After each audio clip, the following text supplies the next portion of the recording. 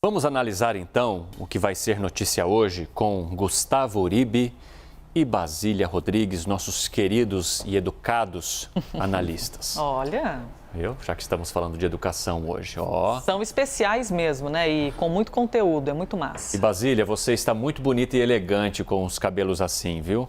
O Jonas Nascimento. Jonas Nascimento é o nome da pessoa que deixa vocês assim, gente, sempre Exatamente. impecáveis? Parabéns. Ele tem mais trabalho com o Uribe, mas dá tudo certo. Olha isso, Uribe. Tem É muita muito maquiagem. trabalho comigo, na verdade. É muita maquiagem, até Photoshop da CNN Brasil.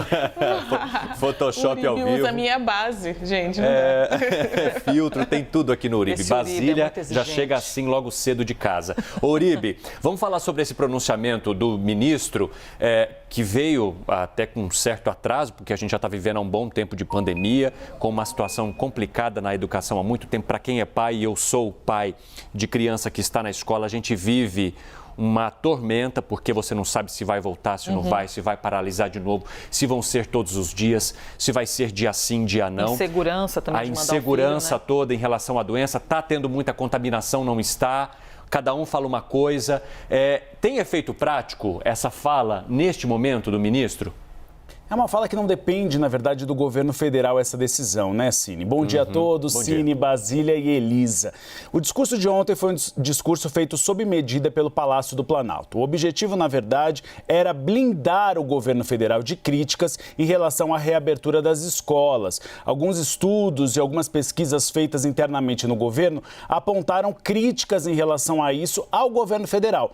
Por isso, se convencionou fazer este discurso com o objetivo de dizer o seguinte: não é nossa responsabilidade. É por isso que o ministro da Educação diz claramente: quem tem responsabilidade são estados e municípios. Se dependesse de mim, eu abriria. Mas a gente tem que lembrar que a responsabilidade da distribuição de vacinas no país é do Ministério da Saúde. E ela foi lenta, Cine e Elisa, inclusive para professores. Há muitas unidades da federação que demoraram para vacinar os profissionais de saúde. O Distrito Federal, isso aconteceu recentemente. Então, isso também atrasou o processo de reabertura, agora essa discussão de reabertura das escolas e unidades de ensino no país. Eu conversei com 2 especialistas em educação agora de manhã sobre essa fala do ministro. E eles apontaram 2 pontos específicos que dificultam a reabertura das escolas. O primeiro deles, o fato de adolescentes e jovens aglomerarem. É muito difícil mantê-los separados nas carteiras. E a gente vê isso, Cine, em relação a aglomerações em festas. Tem sido muito frequente adolescentes e jovens aglomerarem em festas clandestinas, em praças, em shoppings. Então, há muitos profissionais da educação preocupados como controlar esses jovens, como fazê-los não se aglomerarem, usarem máscara. E tem um segundo ponto, que é a escassez de produtos. As escolas públicas enfrentam uma realidade diferente da apontada pelo ministro. Falta papel higiênico nos banheiros, falta giz nas lousas nas salas de aula. Então o ministro fala em relação ao quê? A álcool em gel, a máscaras, a distanciamento social. Mas a gente não vê que materiais básicos de escolas públicas do país não são fornecidos. Então são 2 pontos que também dificultam essa reabertura. Primeiro, a necessidade de vacinar todos os profissionais de saúde, porque embora a maioria dos adolescentes e jovens sejam assintomáticos, há funcionários das escolas públicas e eles transmitem, eles podem ser assintomáticos, mas eles transmitem o vírus e esses profissionais podem estar o quê? Sob risco de saúde. Então, o que os profissionais e principalmente os analistas em educação dizem que essa discussão deve ser técnica e não feita de maneira política. Até por isso que a gente desafio. acompanha, inclusive, uma discussão diferente em escolas particulares e em escolas públicas, o que aumenta ainda mais esse abismo, essa 2 diferença social, né? Então, se discute o retorno às escolas particulares já todos os dias, ao mesmo tempo em que em escolas públicas não tem sequer esses produtos básicos que o Uribe apontou para que os alunos tenham uma higiene antes mesmo da pandemia. Com a pandemia deveria aumentar e não diminuir. Sim, as questões sanitárias, independentemente da pandemia, né? Existe até um dado que revela que quase metade das escolas no Brasil não tem o básico. Quando a gente fala, por exemplo, de saneamento, de acesso a uma água potável ali de qualidade. Então, sem a pandemia já existe um problema sanitário. coloca a pandemia que bagunçou a vida de todo mundo, isso piora ainda mais, né? Ô Basília, a gente viu o ministro, então, conversando, né, assim, digamos, com o Brasil, trazendo essas informações, falando dessa necessidade com as quais nós estamos habituados a ouvir todos os dias aqui, principalmente quando conversamos com representantes da educação.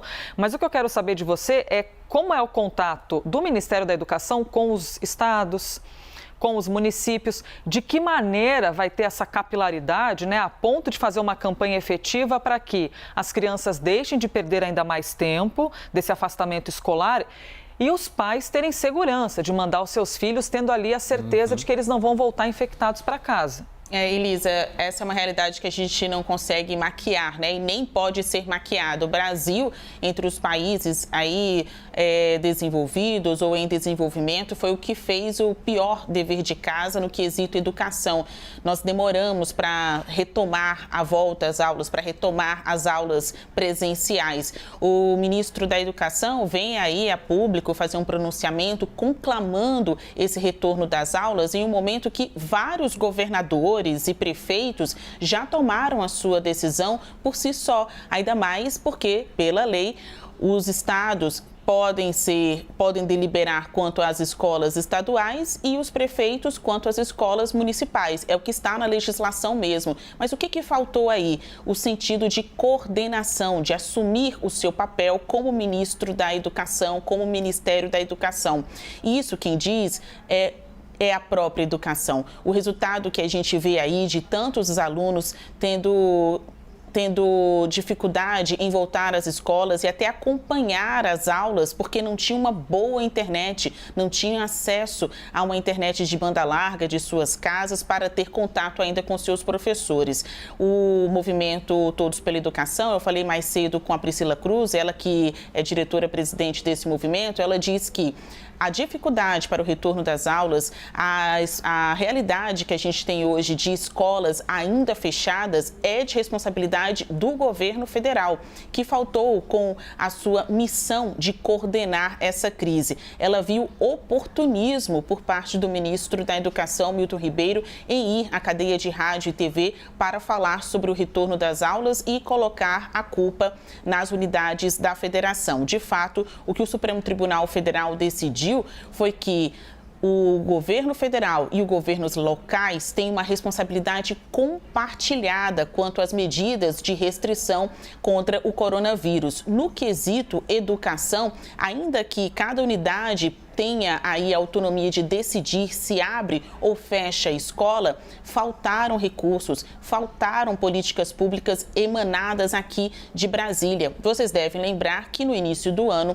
quando veio a sanção do orçamento de 2021, a área da educação foi justamente a que levou uma das maiores tesouradas junto com o desenvolvimento regional. Só a educação perdeu ali, numa tirada só, cerca de 4 bilhões de reais, que foram, no decorrer do tempo, né, até o final do ano, esse dinheiro vai voltar para os cofres públicos, né?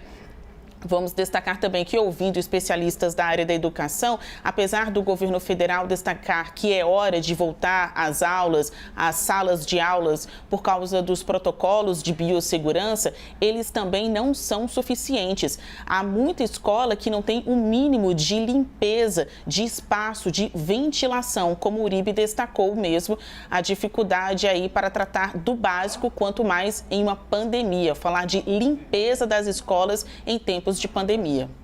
Redução na educação, né? Logo, a principal ferramenta ou arma, né? Se é que o governo prefere usar essa palavra, arma, seria a principal arma para lidar, inclusive, com problemas sanitários, de pandemia, para que a sociedade pudesse levar isso, né, de uma forma mais competente.